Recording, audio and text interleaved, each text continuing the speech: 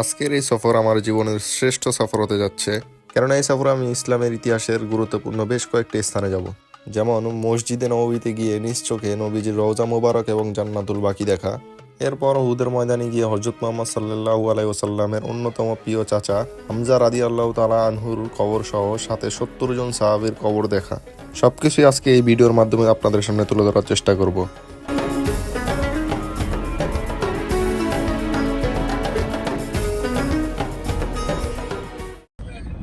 আসসালামু আলাইকুম গাইস, কি অবস্থা সবার? আশা করি সবাই ভালো আছেন, আমিও ভালো আছি। আজকে আমরা জেদ্দা থেকে মদিনা যাচ্ছি। আমাদের ভ্রমণ উদ্দেশ্য এবং টার্গেট হচ্ছে জেদ্দা থেকে মদিনা যাওয়া, এবং যাওয়ার পথে যতগুলো সাইট সিন দেখবো আপনাদেরকেও দেখানোর চেষ্টা করব। সাথে আছে আমার মামা আর আমি। তো সবাই সাথে থাকুন, দেখতে থাকুন।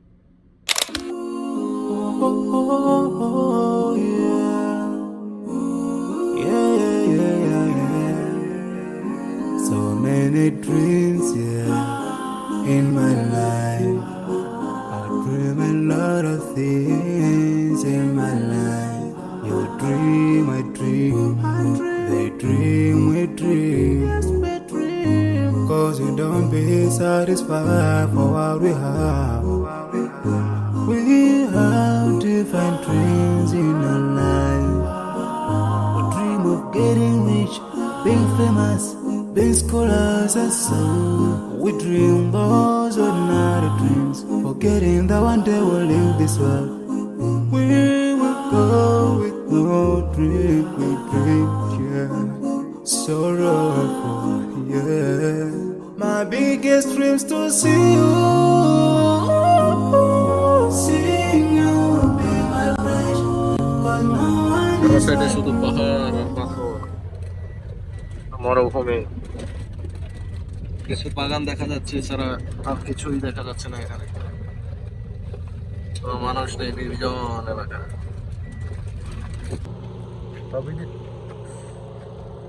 গাইস, আমাদের যাত্রাপথে কিছু উট দেখতে পারি আমরা, তাই কাছে যাইতেছি। এগুলো কাছে যাই, একটু দেখার চেষ্টা করি, আপনাদেরকেও দেখাই। এই এই তাকাইতেছে কেউ নেই। মরুভূমি জাহাজ দিব নাকি আবার আং করে? যেমনে তাকাইতেছে ভয় তো লাগতেছে। কাছে কাছে কাছে যাইবা, দেখো লাতি লুতি যেন না দেয় আবার।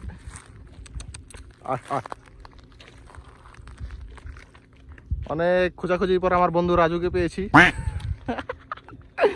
এই বন্ধু রাজু, কোথায় যাচ্ছ তুমি? আমাদের দেখে পলাচ্ছ কেন? চিনছো না আমাদের?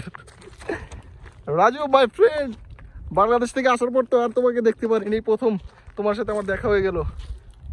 তুমি কিভাবে এখানে আসো? চারো সাইডে তো শুধু পাহাড় আর পাহাড়। কোনো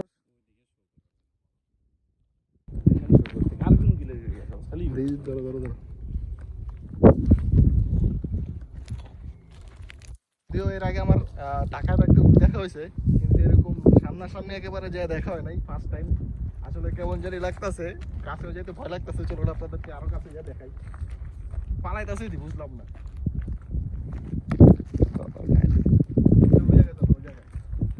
আবার এক লোক আছে পরে আমার বেশি সামনে দেবে দরকার নাই, বিক্রি মারিব দেব দেব। আয় আয়। so many dreams, yeah, in my life.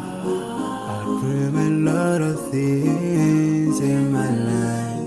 You dream, I dream. They dream, we dream. Cause you don't be satisfied for what we have. We have different dreams in our life. We dream of getting rich, being famous, being scholars and so. We dream those ordinary dreams, forgetting that one day we'll leave this world.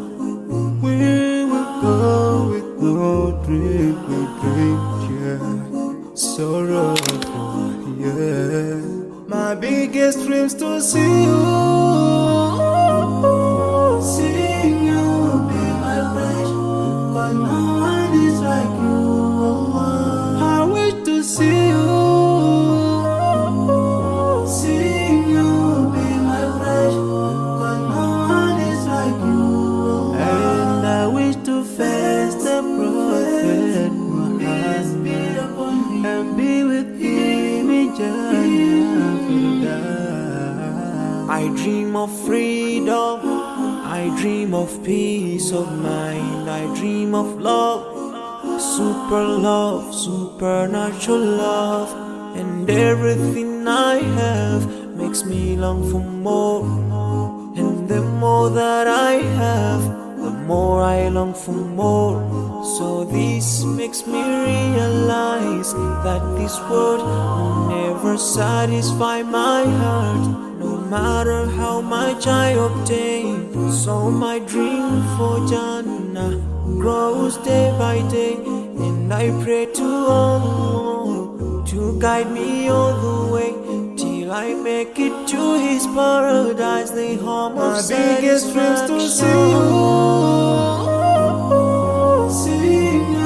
be my pleasure, but no one is like you, Allah. I wish to see you,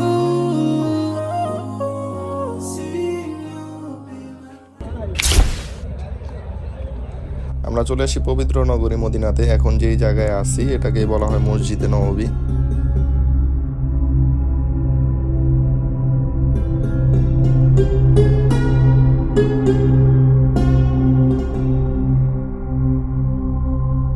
একটু সামনে যাওয়াতে চোখে পড়ে সবুজ গম্বুজ, যে গম্বুজে শায়িত রয়েছে সারা বিশ্বের শ্রেষ্ঠ মানব হযরত মুহাম্মদ সাল্লাল্লাহু আলাইহি ওয়াসাল্লাম। প্রিয় নবীজির রওজা মোবারক দেখার জন্য প্রতিনিয়ত ছুটে আসে লাখ লাখ হাজার মুসলিম।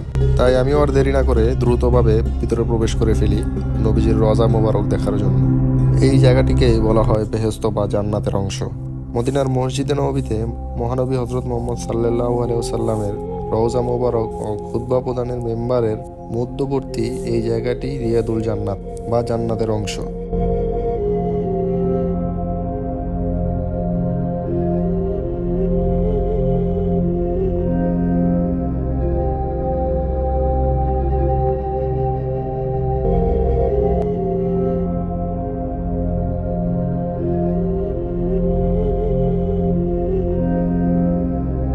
আস্তে আস্তে আমরা এগিয়ে যাচ্ছি রাসূল সাল্লাল্লাহু আলাইহি ওয়াসাল্লামের রওজা মোবারকের দিকে। যত রওজা মোবারকের কাছে যাচ্ছি ততই ভিতরের অনুভূতিটা বদলে যাচ্ছিল, যা ভাষায় প্রকাশ করার মতো না। মহানবী হযরত মুহাম্মদ সাল্লাল্লাহু আলাইহি ওয়াসাল্লামের ঠিক পাশেই রয়েছে হযরত আবু বকর রাদিয়াল্লাহু তাআলা আনহু।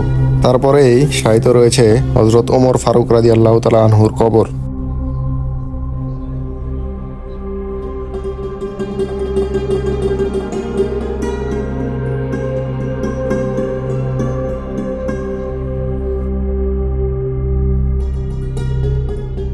সালাম গেট দিয়ে প্রবেশ করে 41 নম্বর গেট দিয়ে বের হলাম, যাকে বলা হয় বাব আল বাকিয়া।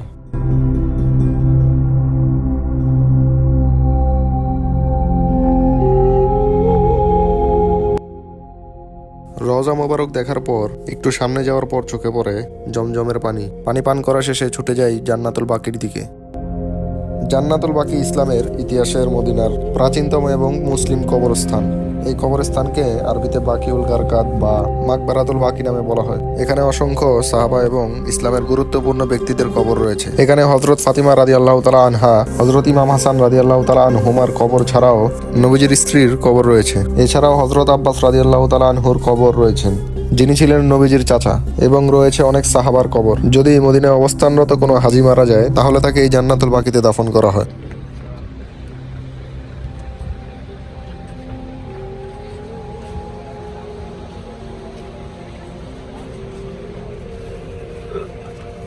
আজকের এই ভিডিওটি এই পর্যন্তই, আর বেশি বড় করব না। যদি ভিডিওটি ভালো লেগে থাকে অবশ্যই সাবস্ক্রাইব করে পাশে থাকবেন।